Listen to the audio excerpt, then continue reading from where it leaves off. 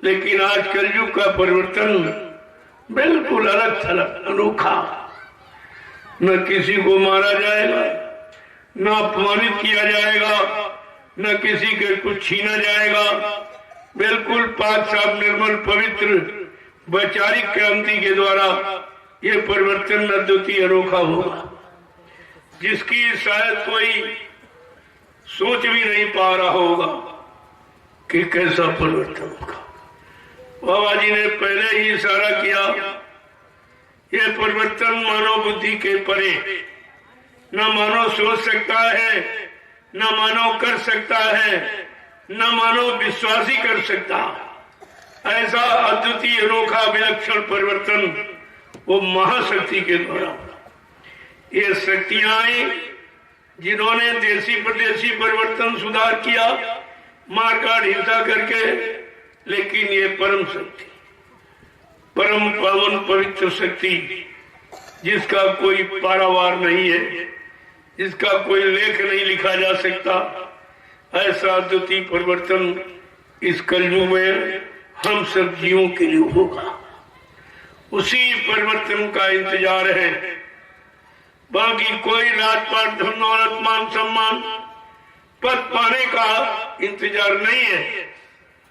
इंतजार है उस समृद्ध मालिक का जो भूमंडल पर आया है देश दुनिया का सुधार और जीवात्माओं का उद्धार, ये दोनों काम करने के लिए आया है। ऐसी परम शक्ति को, अद्वितीय विलक्षण शक्ति को कोई पहचान नहीं पाया। जानकारी तो आपको सबने दी। सबसे बड़ी जानकारी मीराबाई जी के गुरु संत रविदास जी, उन्होंने जानकारी दी है कि भारत में अवतारी होगा जो अति विस्मयकारी होगा, ज्ञानी और विज्ञानी होगा, वो अद्भुत सेनानी हो। ऐसा सेनानी बम डरने वाला, हिंसा हत्या करने वाला, विनाश करने वाला नहीं, वैचारिक क्रांति के द्वारा देश दुनिया को मोड़ देगा और सही सच्चे रास्ते पर लाके खड़ा कर देगा और सारी जीवात्माओं का उद्धार कल्याण करा देगा। कितनी बड़ी चीज आई है, लेकिन हम उनको पहचान नहीं पाए।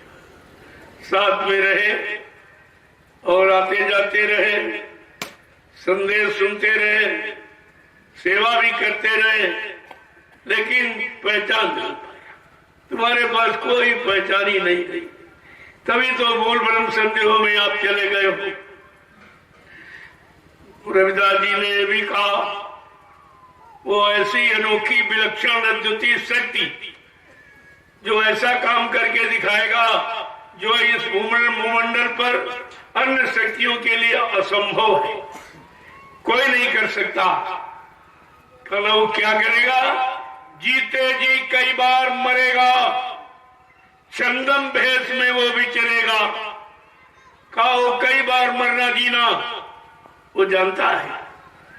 वो जीवात्मा को शरीर से निकालना और फिर वापस ले आना, ये कला, ये क्रिया, ये अद्वितीय विलक्षण विधि किसी के पास नहीं है।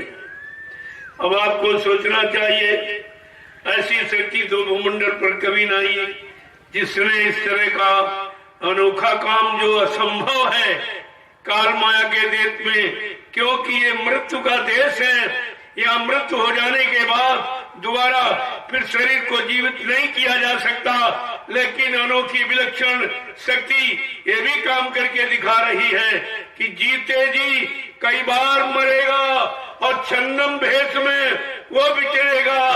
देश बचाने के लिए होगा एक आवाहन, युग परिवर्तन के लिए चले प्रबल तूफान। तीनों ओर से होगा हमला, देश के अंदर द्रोही घबरा, सभी तरफ कोहराम मचेगा, कैसे हिंदुस्तान बचेगा।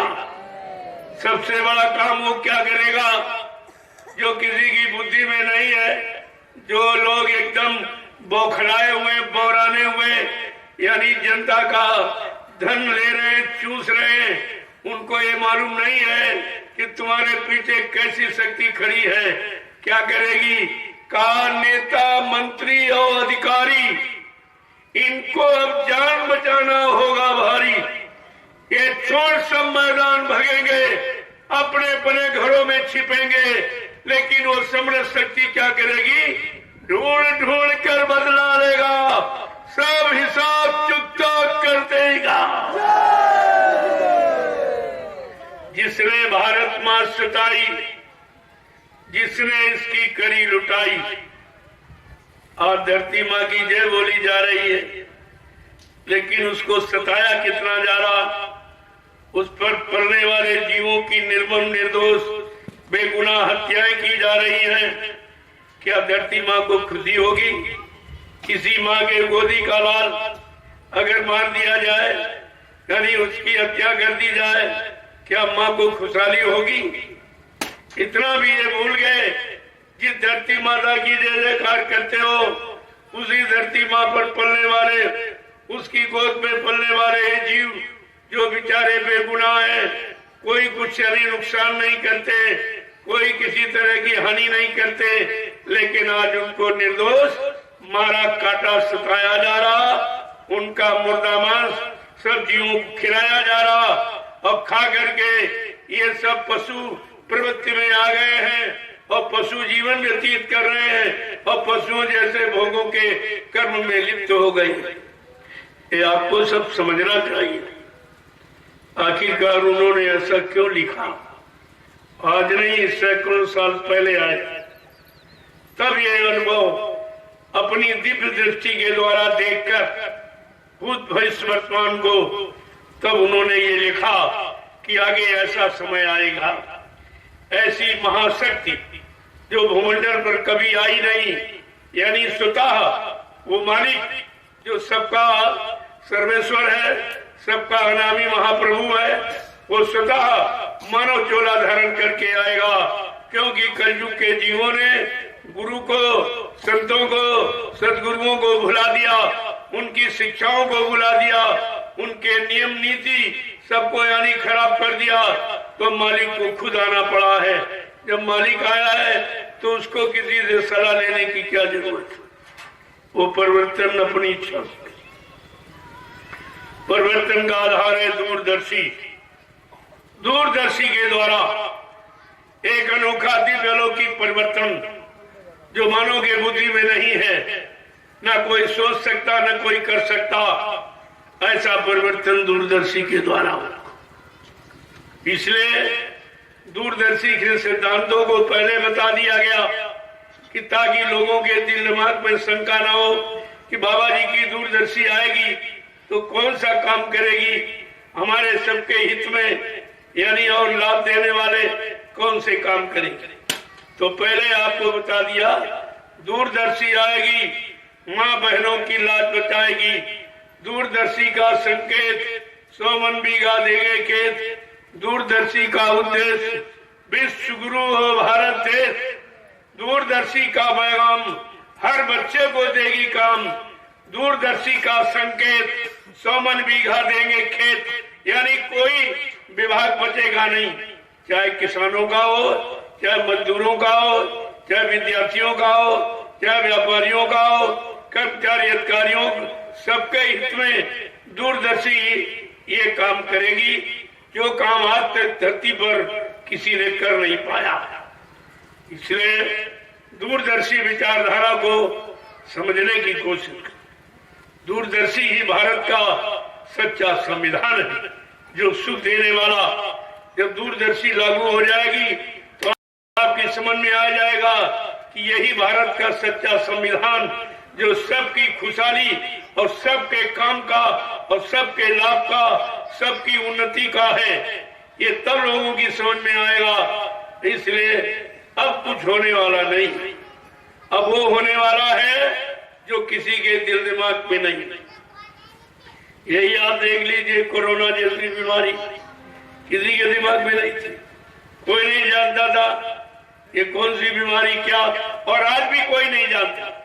क्यों? ये प्राकृतिक प्रकोप जो प्रकृति को आपने नाराज कर दिया, हिंसा, मारकाट, अशुद्ध खान पान, ये चोरी डकैती, कत्ल, बलात्कार, ये छल कपट, बेईमानी, छीना झपटी, ये करके आपने कुदरत को नाराज कर दिया है। अब ये कुदरत ने एक छोटा सा चुटकुला छेड़ा जिसमें सारा विस्तार, अभी तो कुछ नहीं। बाबा जी ने पहले कहा, अगर तुम शाकाहारी न हुए, जो तुम्हारा सच्चा भोजन जो परमात्मा खुदा ने बनाया, अगर उस भोजन को आपने खाना शुरू नहीं किया तो बीमारी को इतनी बीमारियां बढ़ जाएंगी कि डॉक्टर वैद्य हकीमों को दवा ढूंढे नहीं मिलेगी, दवा नहीं कोई बना पाएगा। इसलिए शाकाहार पर कितना जोर दिया गया, कितना प्रचार कराया गया। 18 वर्ष बाबा जी ने पूरे हिंदुस्तान में शाकाहार का प्रचार कराया और आज भी मैं शाकाहार का ही प्रचार करता हूँ। उसी आहार को तुम्हारे विचारों, शुद्ध विचारों को लाने के लिए, शुद्ध विचारों में तुम्हें खड़ा करने के लिए शाकाहार का प्रचार हो रहा। क्यों? जैसा करो आहार वैसे बने विचार, जैसा खाओ अन्न वैसा बने तन मन, जैसा पीवो पानी वैसी हो बेबानी। हमारे धार्मिक देश मजहबी मुल्क के लिए ये सिद्धांत लागू। जब सिद्धांतों को, कानूनों को भूल जाओगे, चाहे वो प्रकृति के द्वारा हो चाहे इंसानों के द्वारा हो, जब इंसान सिद्धांतों को भूल जाता है तो तरह तरह की सजा दी जाती। यहाँ भी माफी नहीं है। और उधर जब प्रकृति के प्रतिकूल आप कार्य करोगे तो प्रकृति सजा सुना देगी, जिसको संत महात्मा पहले ही बता देते।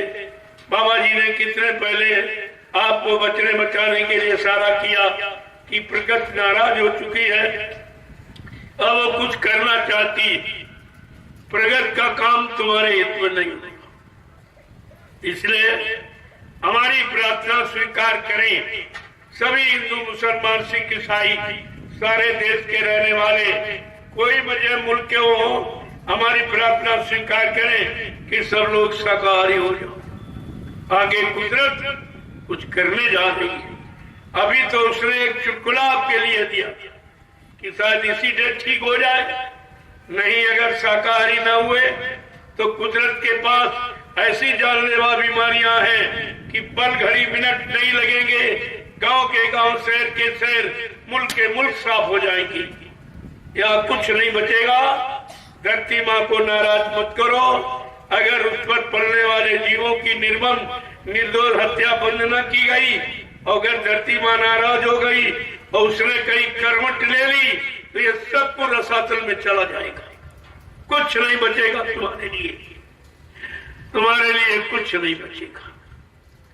तो संत महापुरुष तो आपके बचने बचाने की बात करते हैं। उनको आपसे और कोई स्वार्थ नहीं। उनको स्वार्थ है कि तुम्हारे मनुष्य शरीर में उनकी जीवात्मा बैठी हुई है। जीवात्मा से संत महात्मा का लगाव, तुम्हारे शरीर, रंग रूप, धन दौलत, जात पात आज से कोई उनका सरोकार नहीं है। वो अपनी जीवात्मा को लेने के लिए आए हैं। जीवात्मा को जगाने का निरंतर प्रयास करते हैं। जाग जाओ, अच्छी बात है। नहीं, काल माया के देश से निकलना बहुत मुश्किल है। बड़े बड़े राजे महाराजे, बादशाह, धनी मानी, ज्ञानी विज्ञानी आज भी नरकों में पड़े हुए जम की जूतियां खा रहे हैं। उनको कोई बचाने वाला नहीं है। ये विधान ही अलग है।